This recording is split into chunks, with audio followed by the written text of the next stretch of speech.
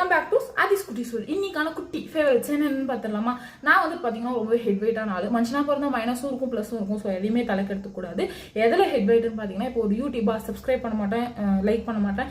இன்ஸ்டாகிராமா எனக்கு தெரிஞ்சவங்க என்ன ஃபாலோ பண்ணாதான் நான் ரிட்டர்ன் ஃபாலோ பண்ணுவேன். அவங்க என்னைக்கு நான் ஃபாலோ பண்ண போயிட்டாங்கன்னா நான் இது பண்ணிடுவேன். அந்த மாதிரி ஒரு ஆள். ஸோ அதையே தரமட்டமாக உடச்ச ஒரு 3 சேனலை பற்றி தான் இன்னைக்கு நான் பார்க்க சொல்ல போகிறேன். ஃபர்ஸ்ட் வந்து பார்த்தீங்கன்னா ஸ்ப்ரெட் லவ் சதீஷ். எனக்கு அவங்கள ரொம்பவே பிடிக்கும். நான் ஃபர்ஸ்ட் சப்ஸ்கிரைப் பண்ணி பெல் பட்டன் கிளிக் பண்ண ஒரே சேனல் அவங்க மட்டும்தான்.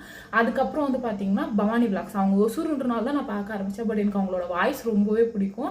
அவங்க தான் என்னோட மோட்டிவேட்டர். நான் வந்து சேனல் ஆரம்பிக்கணுன்றது அவங்கள பார்த்து தான் சரி நாமளும் ஸ்டார்ட் பண்ணலாம் அப்படின்னு சொல்லிட்டு நான் சேனல் ஆரம்பிக்கிறதுக்கு ஒரு முக்கிய காரணமே அவங்க தான். 3ஆவது வந்து பார்த்தீங்கன்னா என்னையே உரிச்சு வச்ச மாதிரி அவங்கள பார்த்து என்னை பார்க்குற மாதிரி எனக்கு ஒரு ஃபீல். நான் எந்திரன் படம்னா அவங்க 2.1 அந்த மாதிரி ஜெராக்ஸ் காப்பி. அவங்க என்னை விட ஒரு மினி வேர்ஷன் வச்சுக்கோங்களேன். ஃப்ரம் ஒரே குடும்பம். செம்மையாக பேசுவாங்க. பார்த்தா சிரிச்சுட்டே இருக்கலாம். அதனால எனக்கு அவங்கள ரொம்ப பிடிக்கும்.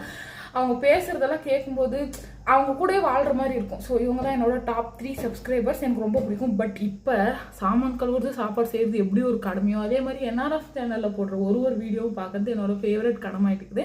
இந்த 4 சேனல் தான் என்னோட ஃபேவரட் சேனல். உங்களோட சேனல் என்னன்னு மறக்காம கமெண்ட் பண்ணுங்க.